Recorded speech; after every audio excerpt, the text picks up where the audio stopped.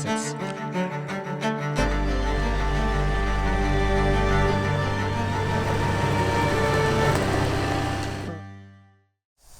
It's day 3 of my Northern California adventure, and I've met up with some new friends. So this is Kirk, and this is Lawrence. So you may remember back in December, I was involved with a silent auction for a nonprofit in Eugene, and the item I donated was an overnight excursion out with Softroading the West. The people who won that auction item actually lived in California. And while the outing was originally intended to be somewhere in Oregon, it happened to work out that I was coming down this way anyway for some family obligations. And so we worked it out to meet up down here. So that's who these guys are. We are headed up into the Mendocino National Forest. And this is a route that these guys have actually planned. They're familiar with this area. They're from down here. So I'm really looking forward to getting the sort of local perspective.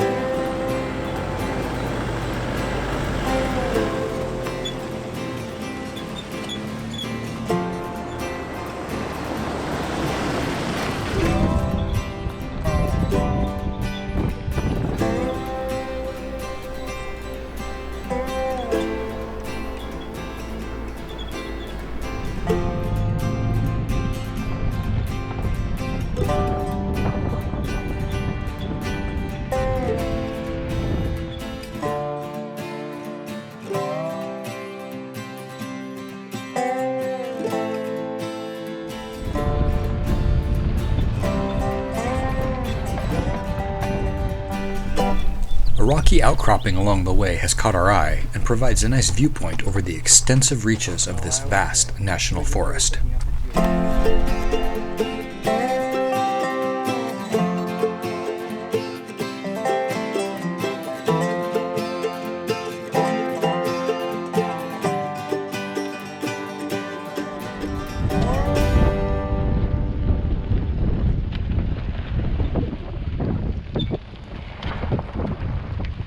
Already, this is by far the nicest, most entertaining day of the trip so far.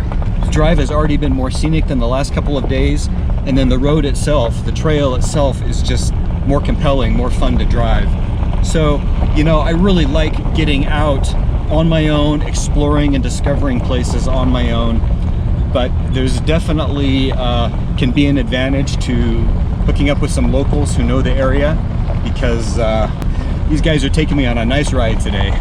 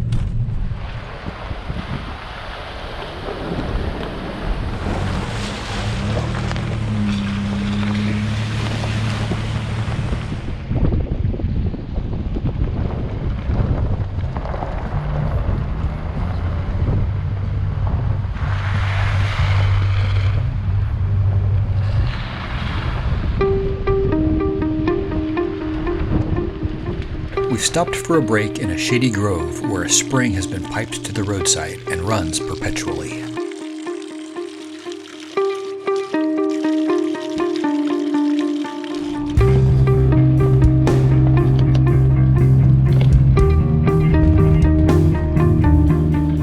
Progressed into another burn area, and it's a non-stop game of maneuvering around fallen trees encroaching on the road.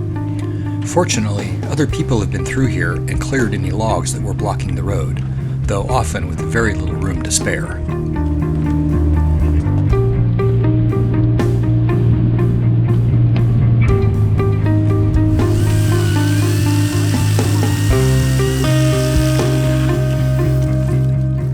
Unsurprisingly, we've encountered some trees that have fallen since the last crew came through, but these little guys are easily dispatched with Lawrence's chainsaw, and we are soon moving again. Our planned campsite is not much further up the road.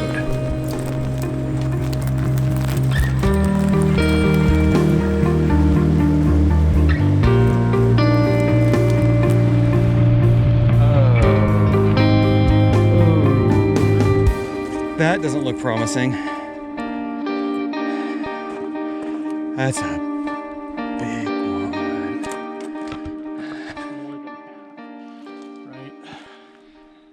Right. You have a winch? Yes. Yeah, I can certainly pull it out of the way with the winch. It's going to take 2 cuts though, isn't it?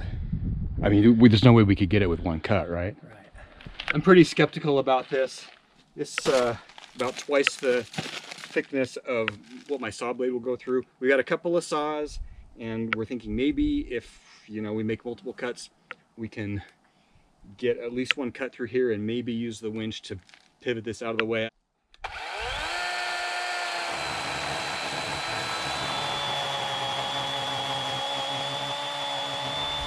Yeah, so while we started looking at trying to cut that tree, Kirk was walking up the road to see, you know, what lie ahead, because a lot of times where there's one, there's more, and there are a number more of trees of similar size. So it's not realistic for us to get through those with our little battery saws. We are gonna have to figure something else out. We're here. Okay. We could go back to where the spring is. Mm-hmm.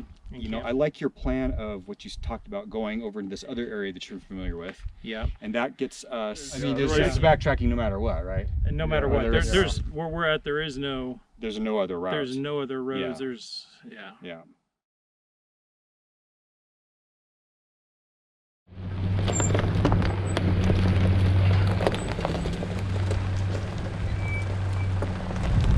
Well, that is unfortunate. Plus, we were not all that terribly far from our intended campsite for tonight, and we would have been out of the burn area. Instead, we have a huge, I mean a huge amount of backtracking to do. We made a lot of progress today, actually more than I would normally make in a day, just because I probably didn't stop and film as much as I usually do. So we really covered a lot of ground, and there are very few roads that are sort of cutting across. This national forest is split by these sort of huge, almost like ranges of mountains divided by valleys, and in a lot of cases there's just not roads that go up and over them. Or in some places you can see where there were roads, but that have been, you know, fallen out of service. There's also a bunch of old roads have been turned into OHV tracks, so you can only get on them with like a motorcycle. So what that means is basically a lot of backtracking.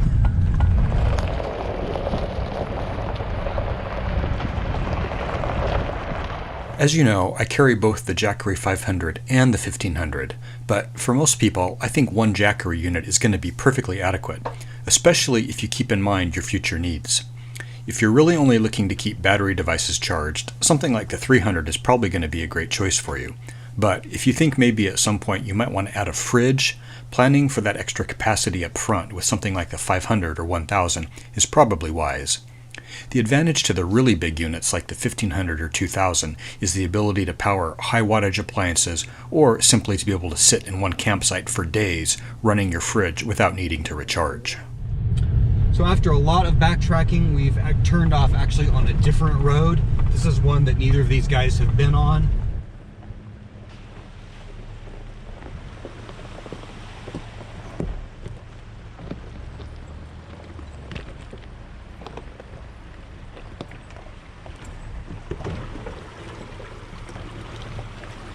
on this one.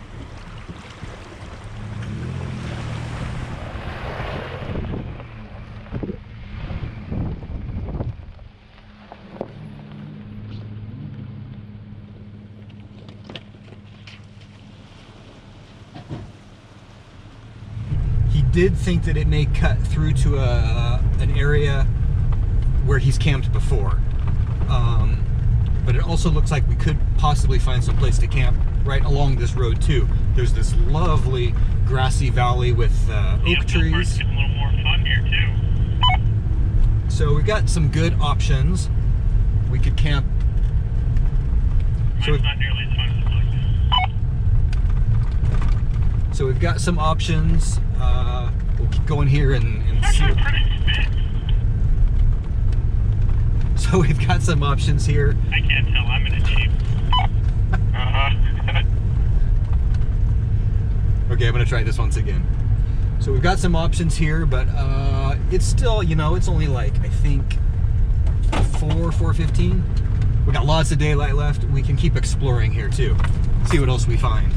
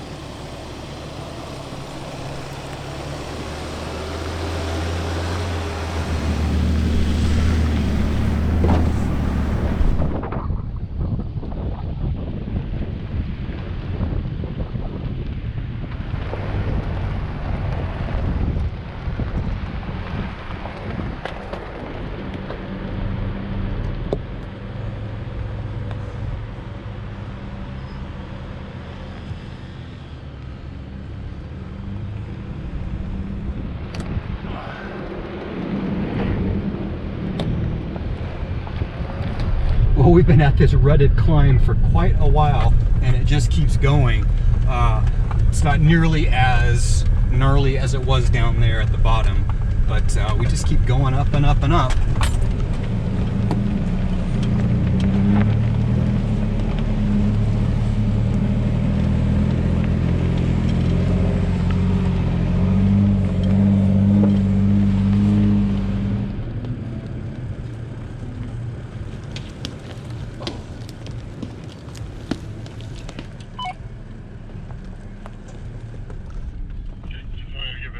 After freeing a large branch that had gotten lodged up under Kirk's Jeep, he's made a startling discovery. Some kind of fluid is now leaking from his rig.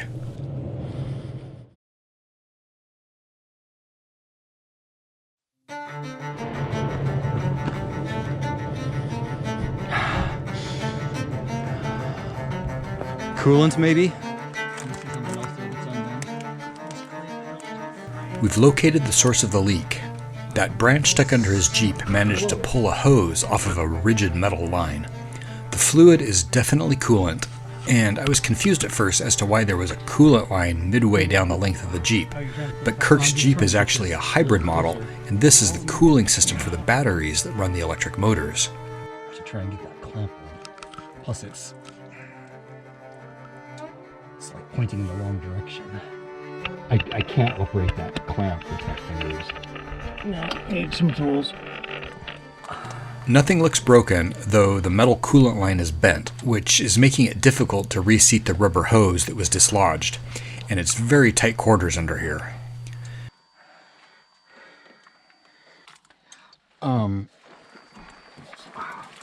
If we rolled back, just rolled it back to where we were over one of those. I think I did it. I think I pushed it back. Oh, did you? Okay. Now the next question is getting that, because that hose still doesn't quite want to get into position there. I got it. Does it look like it's on?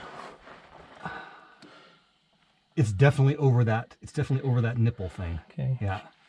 Now it's just the... Kirk has managed to get the hose back onto the metal line, but there is very little room to get any sort of pliers onto the spring clamp to secure it. I think I can see to get the pliers on there. Well, we're close. We're really close. We found what hose got disconnected under there, and we got the hose back onto where it needs to be, but we just can't quite move the clamp for it. We don't quite have the right tools. Oh, I also can't see what I'm doing here. That's the plieriest thing I got. The plieriest thing. That's the, I'm pretty sure that's the technical term. I think so. I mean, I don't know how high pressure that thing is either. Again, I think it's just coolant for the battery. Yeah. You want to try putting some tape over it? I feel like that stuff's never going to stick. Because it's oily. So oily. Doesn't it stick to everything? No, it's with commercial stuff. I don't know. All right, Lawrence had the idea to try zip ties. None of us have quite the right tool to get onto that clamp, but zip ties is better than nothing.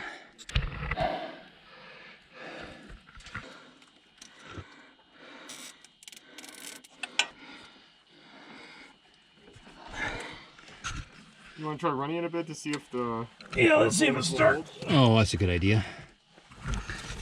I'll go right on the other side. Turn it on to see if anything leaks out of here. So let me try driving to the top of the hill and see what happens. Okay, nothing's oozing out. Oh.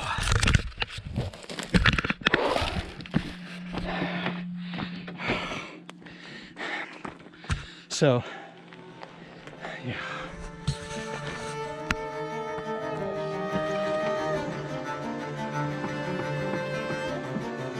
And it can't just go full gas?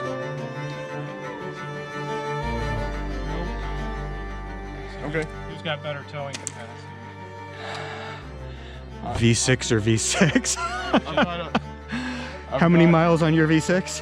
I've got 250,000 on it. Oh my. So, Ultimately, we're going to use the Land Cruiser to pull the Jeep at least up off this steep, rutted trail onto a better road.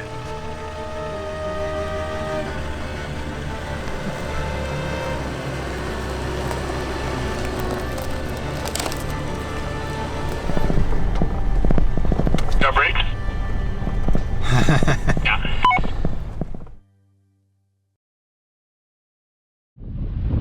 So we got the Jeep hooked up to the Land Cruiser, and we are just trying to We're trying to beeline as much as possible to the nearest, most main-ish road. So even though we were able to get that line put back together, I don't think he had any other fluid to replace the fluid that he lost. There was also part of the metal part of the line was crimped, so it may be impeding flow of that fluid anyway. It's a hybrid Jeep. He's got electric motors. It's also got a gas engine in it, but apparently if the electric isn't working, it won't run just on the gas motor only. That Land Cruiser has 250,000 miles on it, and it's a V6 model, not a V8 model. Right route? Correct. But it's getting it done. I was impressed how it pulled it up that steep, rutted hill. We should be on fairly smooth, straightforward gravel roads getting on out of here. I have no idea where we are though. Maybe I can figure that out.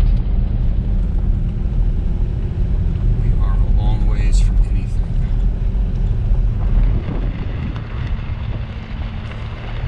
So on the downhill segments, they're disconnecting, so he can just sort of freewheel on down, and then when we hit uphill segments, they hook back up and he pulls them uphill.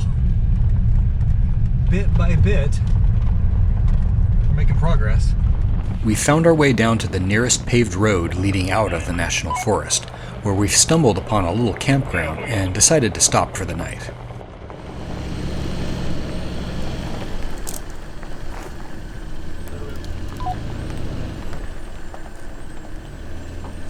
just getting the Jeep up into our campsite and level enough to deploy the rooftop tent has turned out to be trickier than expected.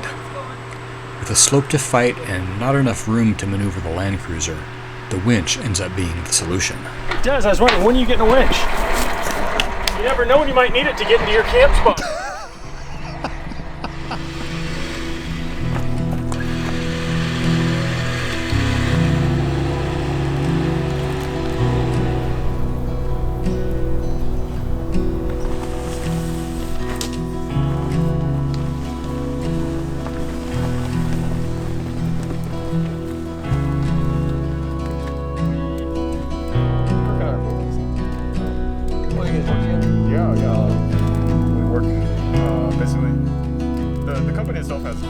What are you making for us, Lawrence?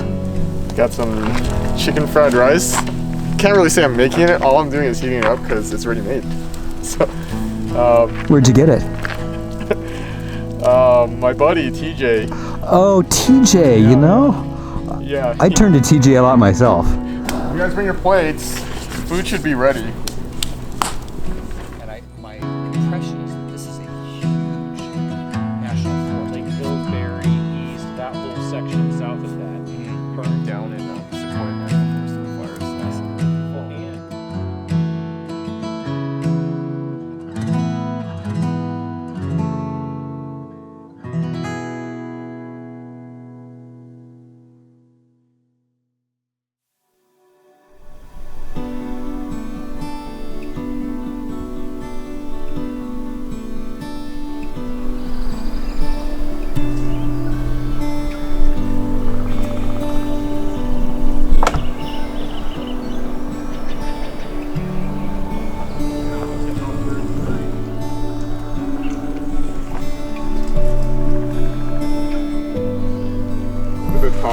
Yeah. maybe, but they already have those.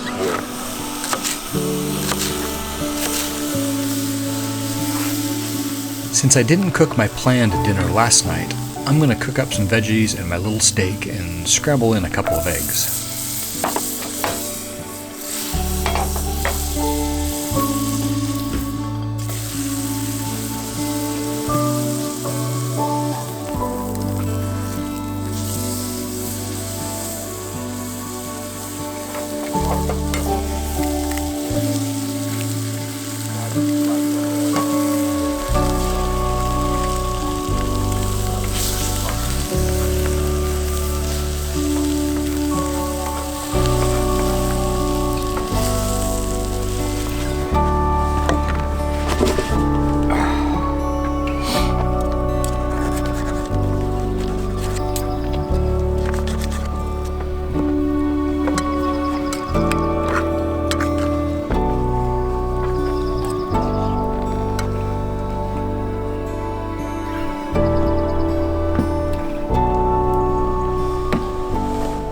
Using his Garmin InReach last night, Kirk was able to arrange for a tow truck to come and get the Jeep here in the campground. It's going to be a few more hours, and as I need to be back in Auburn this afternoon, it is time for me to air up and bring this adventure to a close.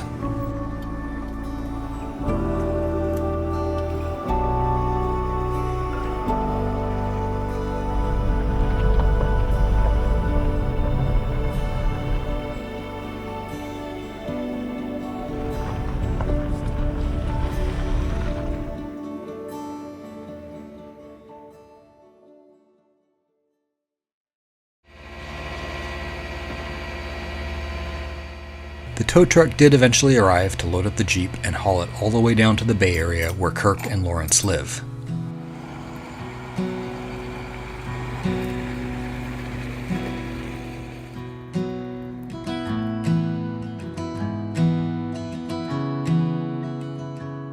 I hope you enjoyed this short series. Stay tuned.